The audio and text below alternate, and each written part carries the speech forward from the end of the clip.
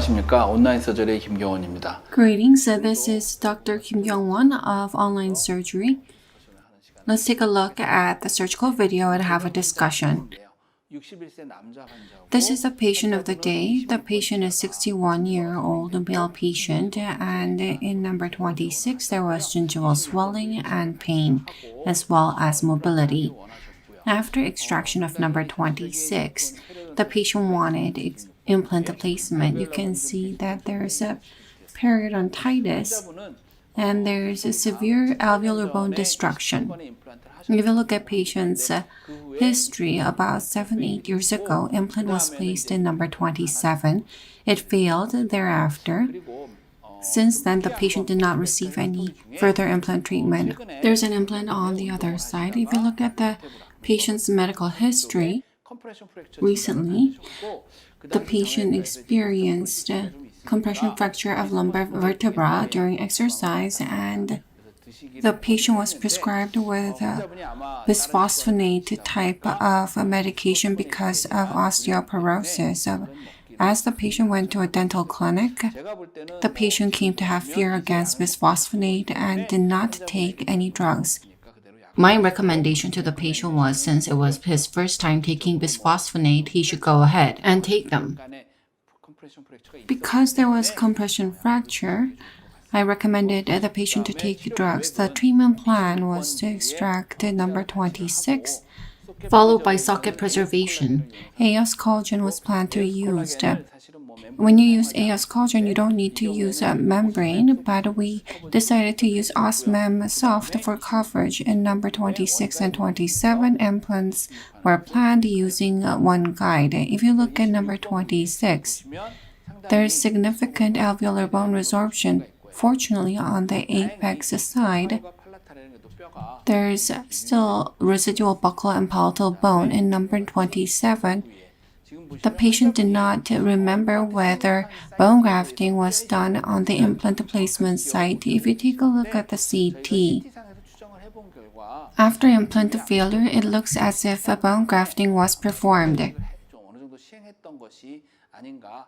Considering the radial opacity, I think xenograft type of bone graft material was used. As shown, in number 26, extraction was done, sufficient curettage was done, A-Oss Collagen was placed, socket preservation was performed, and OssMem Soft was used before suturing. Post-op panoramic image was taken. If you look at number 26, in the distal area, something odd was observed. Looking at previous CT, there was root fragment, but it was not properly removed. CT was taken in number 26. Socket preservation was done nicely, but in the distal area, as shown, there was root fragment and there was a bit of bone defect. Curettage was planned once again. The suture in the front was not undone and the suture in the back was removed. OssMem Soft was lifted and full curettage was done. Granulation tissue was removed, the A-Oss Collagen was added, and final suture was done. This is immediate post-op image after root fragment removal and curettage on the distal side. Socket preservation was done. As shown in number 26, it's like this. In the bone defect area, A-Oss Collagen was placed. This is 1 month after post-op, and this is after 4 months. 4 months after socket preservation, preparations were made for surgery. In number 26, you can see that the area where socket preservation was done is maintained, and in number 27, in the mesial side, there was root fragment, and now it's nicely maintained. One guided surgery was planned. You can see that the residual alveolar bone height was about 8.5. I thought it will not be a problem if fixation can be achieved in the inferior margin of the sinus. I did not think there will be full penetration, with 8.5 millimeter drilling. That was the way implant placement plan was formed. This is post-op image. On panoramic image, the sinus inferior floor seems to be penetrated, but bone graft it was not done. If you look at immediate post-op CT in number 26, the apex area is slightly in contact with the sinus inferior border, but it did not penetrate and there was no membrane perforation. It's the same with the number 27. It has slightly invaded the inferior border of the sinus and implant was placed and no special bone graft was done. The anticipation was for nice healing to occur in number 26 and 27. The root fragment was removed and implants were placed in number 26 and 27. This is post-op CT. You're going to see it in the surgical clip. When we performed a biopsy in the area where A-Oss Collagen was placed, as shown around the graft material, new bone formation was occurring. ER-type prosthesis was delivered, and this is the panoramic image. 3 months after implant placement, prosthesis were delivered, and socket preservation was done about 8 months prior to that. So implants were placed 5 months after socket preservation. You can see at initial visit, and here 2 implants are placed. In number 26 and 27, prostheses were delivered. You can see nice healing. In the inferior border of the sinus, no special bone graft was done. However, no major issues have risen. Let's take a look at the surgical clip.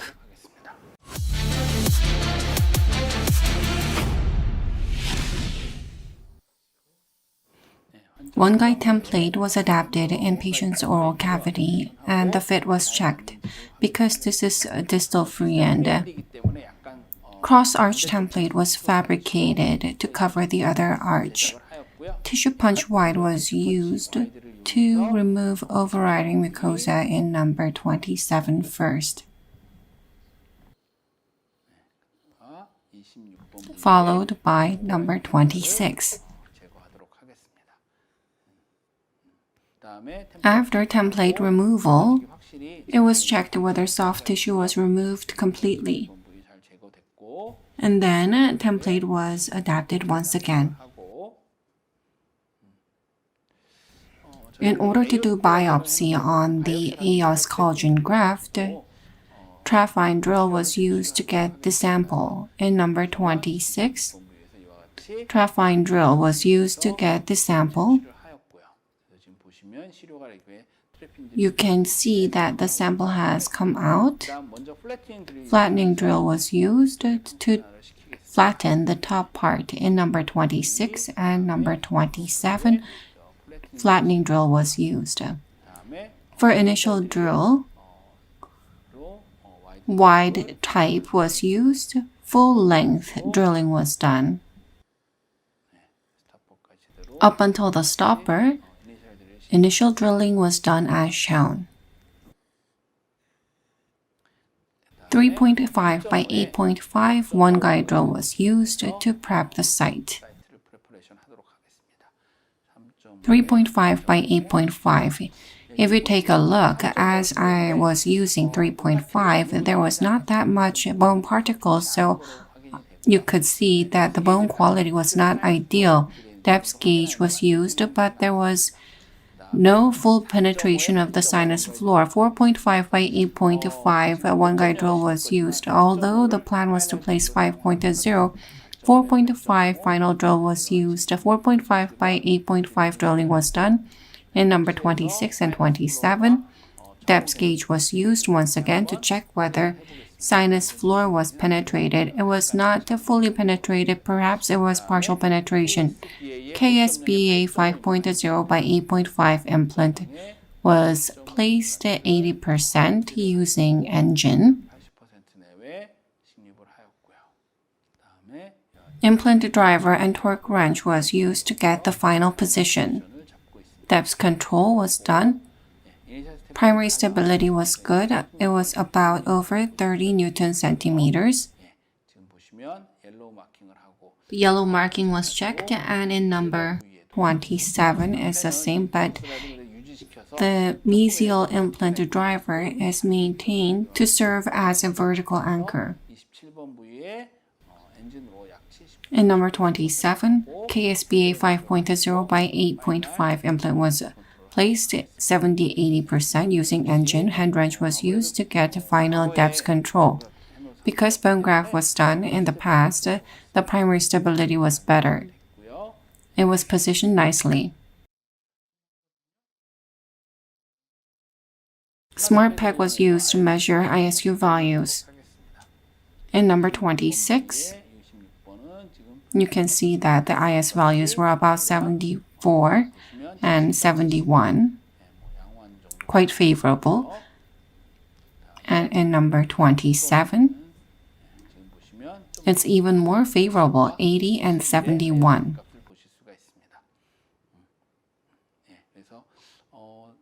Depth gauge was used to assess the soft tissue thickness, and healing abutments were connected.